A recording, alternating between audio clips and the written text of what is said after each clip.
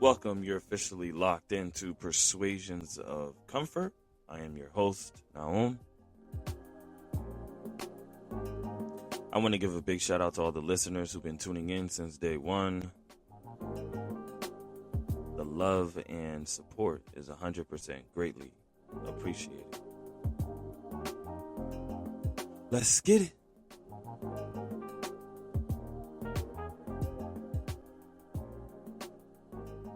Before I dive into episode 2 of this series that I call Flow State, I want to cover or just reiterate, review episode 1.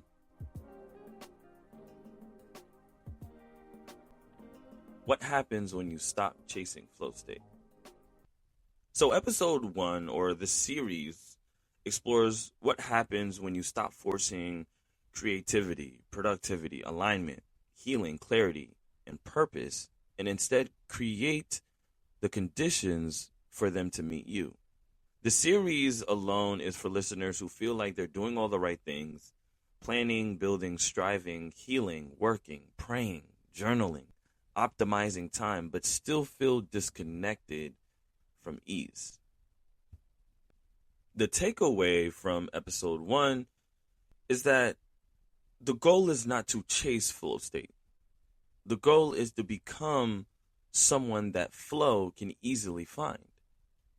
Someone who is present enough to notice when it arrives, grounded enough to receive it, disciplined enough to prepare for it, courageous enough to use it, and gracious enough to share their story. So now let's dive into episode 2. The line between healthy structure and self-pressure. How do we identify when ambition has become anxiety? So the core message that I want to present from the beginning is that discipline supports your growth, and anything that feels forced disconnects you from yourself. So you might be in a space where on the surface or the environment around you seems to be right, but deep down something feels off. There's a vision of discipline that feels grounded. It helps you show up. It helps you build trust within yourself. It helps you keep the promises that you made to yourself. But there's another version that looks like discipline outside and feels like punishment on the inside. That is what we're going to unpack today. The difference between discipline rooted in willingness and discipline driven by a force and pressure. So point number 1, discipline creates safety. Healthy discipline gives your life rhythm. It says, I am committed to becoming the next version of myself. I show up even when I don't feel perfect. I am building something that actually matters. Discipline is not the enemy of flow. In many ways, discipline prepares the groundwork for the flow when it arrives. And I know, sometimes when we hear the word discipline, we immediately think restriction. We think about rules. We think about the pressure. We think about having to do something even when we don't feel like it. We think about waking up early. I mean, it's like 2 a.m. right now. Staying focused, working out, saving money, studying, building, creating, or keeping a promise we made to ourselves. And yeah, discipline includes all of that. You know what? Quick side note, I did an episode years ago. It was my cousin Oz and shout out to my bestie Elise. And the topic of the conversation was, how much perceived control do you have over your life? We talked about discipline in this episode, and my cousin mentioned he didn't like the word discipline because for him it meant punishment. But at its healthiest, discipline is not about punishment. Discipline is about creating a rhythm that allows you to trust yourself. It is the quiet agreement between you and who you are today and who you are becoming in the future. Healthy discipline says, I may not feel fully ready, but I can still show up. I don't have to do everything perfectly, but I can keep building. I am committed enough to keep taking small steps, even when the results are not immediate. And that's the benefit of discipline. Discipline gives your life structure. It helps you build confidence. It helps you create momentum. It helps you stop depending only on motivation. I did an episode a long time ago about what happens when motivation fades. Tap in. It teaches you that your future is not built only on big moments, but small, repeatable decisions. This is a similar topic that I've spoke about many times before. I did one episode maybe last year, the discipline of living on purpose. And we talked about atomic habits, 1% better every day. Because motivation can come and go. Some days you'll feel inspired. You'll feel focused. You feel connected to the vision. And you feel like you're finally in that flow. But then there's other days where you may feel tired, distracted, you're unsure, you're emotionally unstable or emotionally stretched. And that's where discipline becomes helpful. Not because it forces you to ignore how you feel in the moment, but because it gives you something steady to return to when your feelings are moving all over the place. Discipline can create a safe space for flow to land. Because when your life has some rhythm, your mind does not have to keep starting from scratch. You already know where to return to. You already know what matters most. You already know what promises that you're trying to keep. Okay, so here's the negative side of this, the con. Discipline becomes dangerous when it turns into self-abandonment. When the structure no longer supports you, but starts suffocating you. When you are so committed to the routine, you stop listening to your body. When you're so committed to the plan, you start ignoring the red flags, the signs that the plan needs to change. When you're so focused on being consistent that you don't notice you're exhausted, or perhaps you're uninspired, you're disconnected, or you're operating from survival mode. I feel like I'm talking to myself at the moment. That is when discipline stops creating safety and start creating pressure. And sometimes we don't realize we've crossed that line because the behavior, it looks the same on the outside. You're still showing up. You're still checking things off the list. You're producing, or maybe you're just being busy. You're keeping up on the schedule. But internally, things feel different. You're not grounded. You're tense. You're not connected. You're falling apart. And that's not healthy discipline. That is force wearing discipline's clothing. That Gucci, that Chanel, Nike Tech, Aloe. I don't know what y'all young kids be wearing nowadays.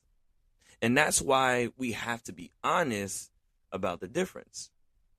See, the pro of discipline is that it helps you stay committed when life gets unpredictable.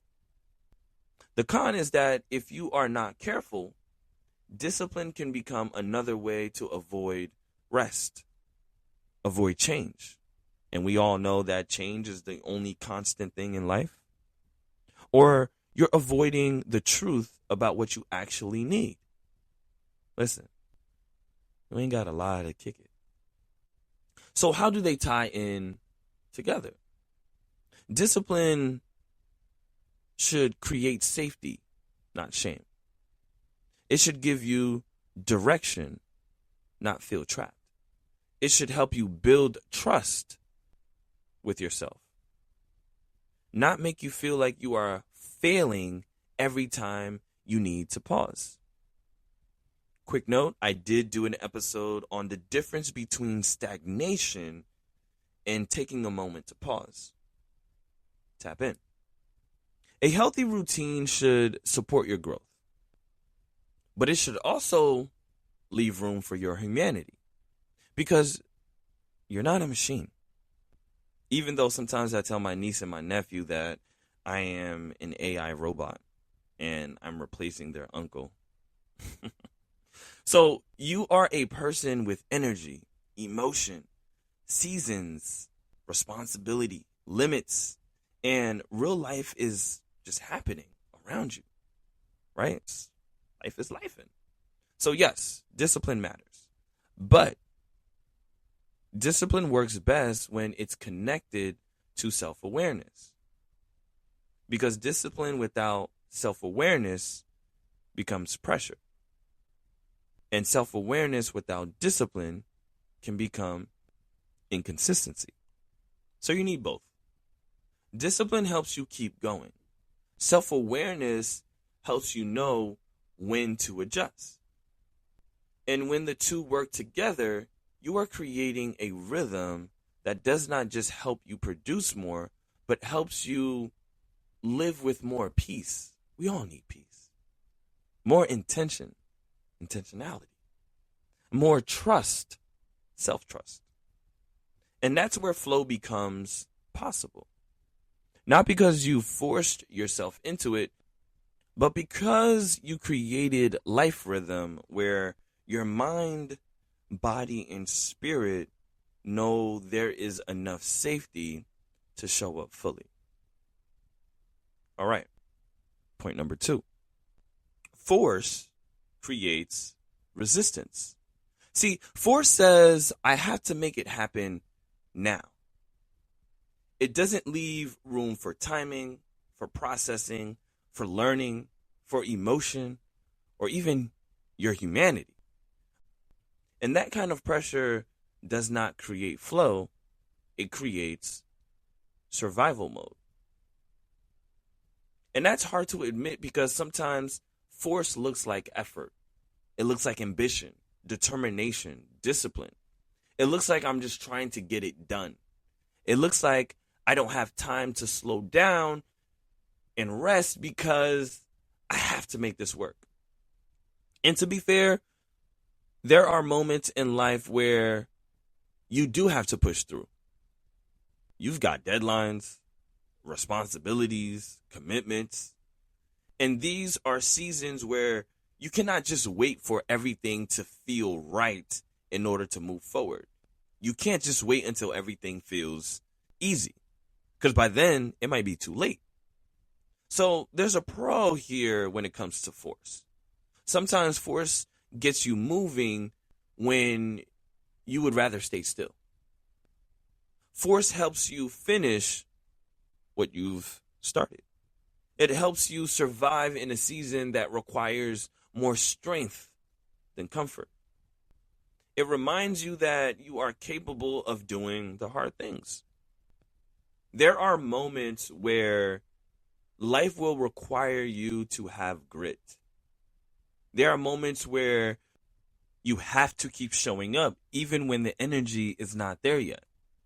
And there are moments where the push is necessary because the version of you that is growing needs to learn how to move beyond excuses. But there is a limit to that force. And here's the con. Force can be used to get us moving, but it's not meant to become your permanent operating system. You can push through the moment, but you cannot build an entire life from pressure. That means you're always on go. Even the most productive person can feel exhausted when operating from force or fear. Eventually, force creates resistance. Your body, your mind, creativity is resisting. Your spirit starts to resist. Now, what do you have left? this endless loop of resistance as you move throughout your day. And what used to feel like commitment starts feeling like conflict. And know this, usually things get worse before they get better. And this is when self-awareness comes into play. When to adjust. You could be doing the work, but you feel disconnected from it. You're showing up, but you're not present. You're producing, but you're not fulfilled. You're moving, but you're not aligned.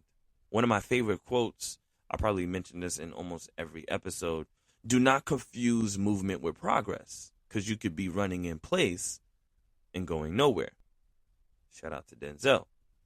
This is when force starts costing more than it is creating. Because force says, I have to make this happen now.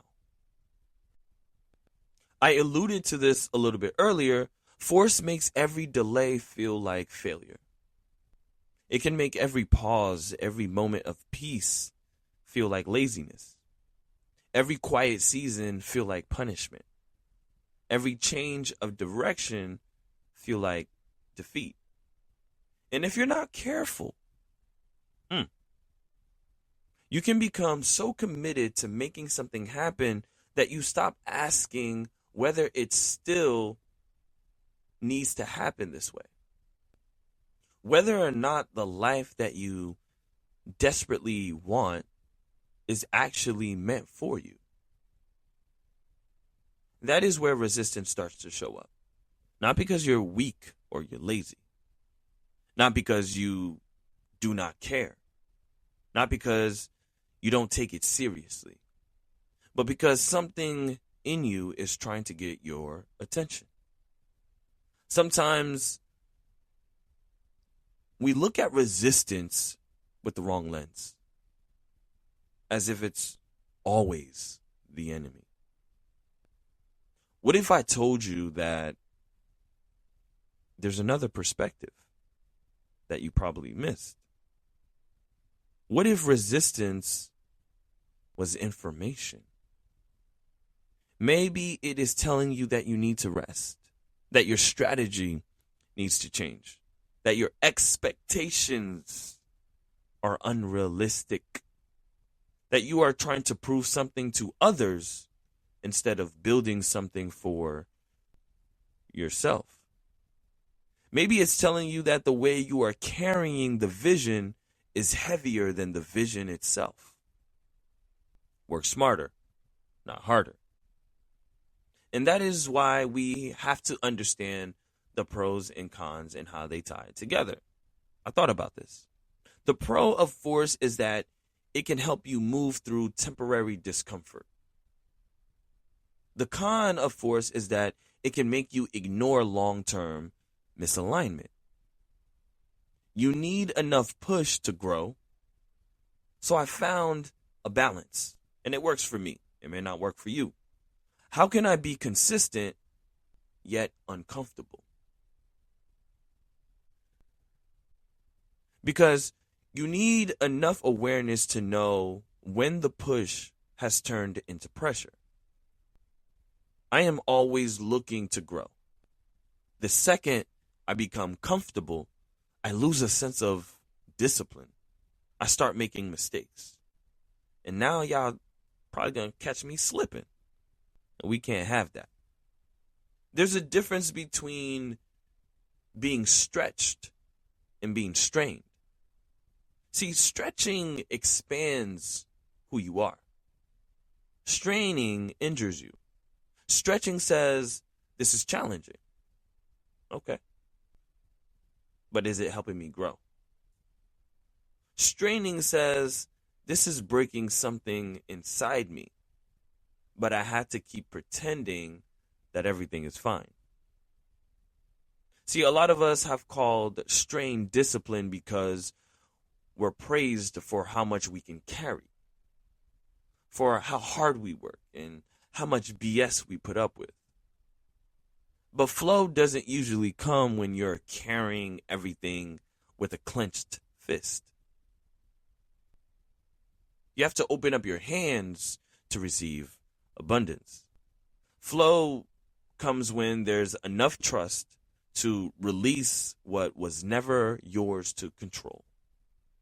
So maybe the question is not, how do I force myself to keep going? If any of you were asking yourself that question. Maybe the question is, what is this resistance trying to teach me? That is a bar. It might be asking you to change your approach. Perhaps it's asking to tell the truth. Listen, you ain't got a lie to kick it. Perhaps it's telling you to stop performing and pretending to be something that you're not. Maybe it's asking you to let go of the version of success that no longer fits. Right? We know we have that one shoe that we like so much, but it doesn't really fit us. That one dress that you like to wear, but it's not reaching over the thighs or the hips. That one shirt, come on. You know what I mean. What we talking about? Because force may get you through the door, but peace teaches you whether that door was yours to walk through. If peace leaves the room, so should you. Interesting. So yes, there are seasons where you have to push, but there are also seasons where pushing harder is not the answer. Again, work smarter, not harder. Or start small, scale smart. Sometimes the answer is pausing long enough to hear what the resistance is saying. Because if discipline creates safety, force creates resistance. And resistance, when you listen to it, can become redirection. Come on. What are we talking about? Okay. It can show you where you need new rhythm, where you need more honesty, where your body, your mind, your spirit are asking for alignment instead of force of pressure. That is where flow becomes possible again. Not because you forced your way back into it. Because you stopped fighting yourself long enough to understand what needed to shift. Okay, point 3. The body knows the difference. Your body usually knows when you are operating from discipline versus force. No matter what we tell ourselves. Discipline may feel challenging, but it still feels clean. Right? Force feels tight. It's heavy. It looked light, but it's heavy though. Frantic, rushed, desperate, performative. One builds self-trust, and the other slowly breaks it. See, your body usually knows the difference between discipline and force before your mind is ready to admit it, because your mind can justify almost anything. Your mind can basically tell you lies, right? I just need to keep going. No, you need to stop and rest. I just need to push through. I cannot slow down right now. I've already committed to this. I don't have time to feel tired. I should be further along by now. And sometimes those thoughts sound logical. They sound mature. They sound as if you're being responsible and you have unlimited ambition and a sense of discipline. But your body tells the truth in a different language, right? Your body may speak through tension, exhaustion, headaches.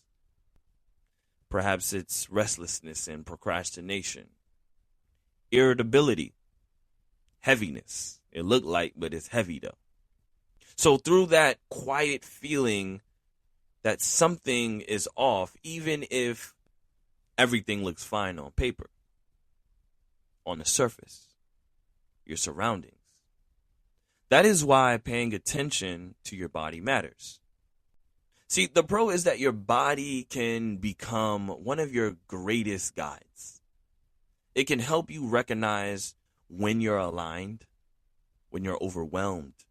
It can help you notice when a yes should have been a no. Listen, I did an episode a while ago. How to say no after saying yes. That's a great episode. Tap in. See, your body will help you understand when peace is present. It can help you slow down before burnout forces you to stop completely. Because healthy discipline may still feel challenging, but it doesn't usually feel like self-betrayal. Healthy discipline can feel like stretching. It requires some effort, a little bit of focus, a lot of patience, and definitely sacrifice. Don't get me started.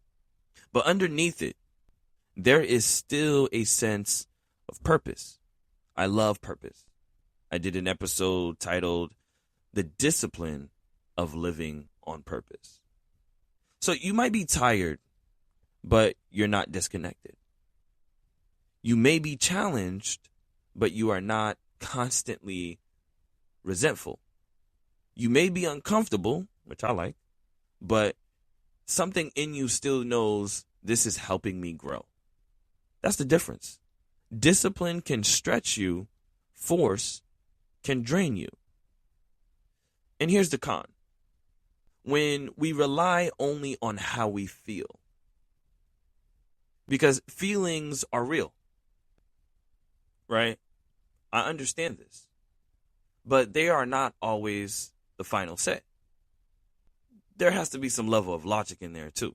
Sometimes your body may feel resistance because something is wrong, but sometimes your body may feel resistance because something is new. And new things can feel uncomfortable. Growth can feel uncomfortable, right? You got to step outside of your comfort zone in order to grow. Starting over, being seen can feel uncomfortable. Having hard conversations, right? Taking responsibility. Moving into a new version of yourself. So we have to be careful not to call every uncomfortable feeling a sign that we need to stop. Sometimes discomfort, yes, is a warning. Sometimes it could be preparation. It could be your body is saying, this isn't bad. It could be your body saying, this is unfamiliar. And that is where wisdom comes in, right? Self-awareness. Because the goal is not to avoid everything that feels hard and uncomfortable. The goal is to learn the difference between discomfort that isn't growing you and discomfort that is warning you. There is a difference between nerves and dread. Nerves may show up when you are stepping into something meaningful. Dread often shows up when you are repeatedly ignoring the truth. Listen, you ain't gotta lie to kick it. There's a difference between being challenged and being consumed. Challenge asks something from you. Being consumed takes too much from you. There's a difference between being stretched and being strained. Stretching expands your capacity. Straining makes you carry what your mind, body, and spirit were never really meant to hold for that long. And this is how both pros and cons tie in together. Again, I thought about this. The pro of listening to your body is that it helps you notice what your mind may be trying to explain away. And the con is something that if you only listen to discomfort without discernment, you may walk away from things that are actually helping you grow. For example, sometimes staying the course may teach you something that leaving too soon never could. So you need both. You need body awareness and wisdom. You have to ask yourself, is this discomfort stretching me or draining me? Is this resistance protecting me or challenging me? Is my body asking for rest or is it asking for courage? Do I feel peace underneath the pressure? Or am I performing while slowly disconnecting from self? Because again, discipline should still leave room for peace. It may not always feel easy. I get it. I'm on your side. But it should not consistently make you feel unsafe within yourself. And force may produce results for a little while, temporarily. But if you keep ignoring what your body is telling you, the results may cost you more than they're actually worth. Oof, that's a bar.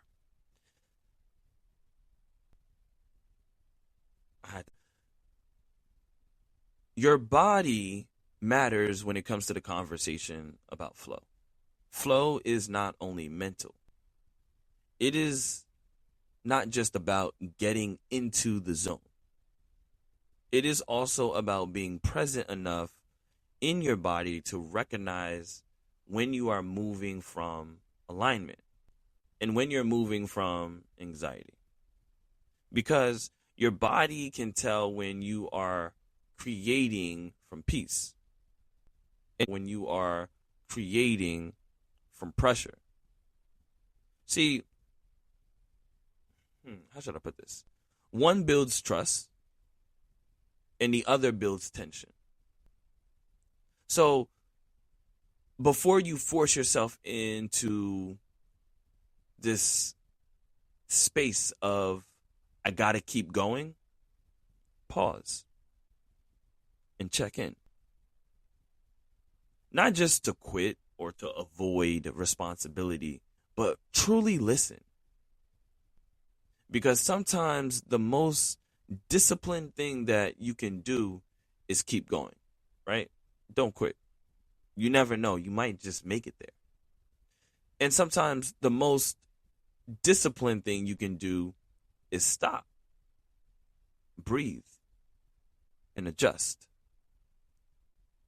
That is where flow becomes possible again.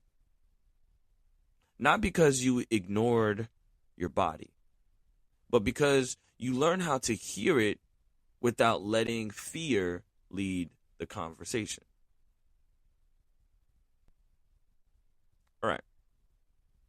Story time. Think about a time when you were preparing for something, maybe a project, a career move, for me, maybe a podcast episode or buying a house, a relationship decision, a personal goal. There was probably a point where preparation was helpful.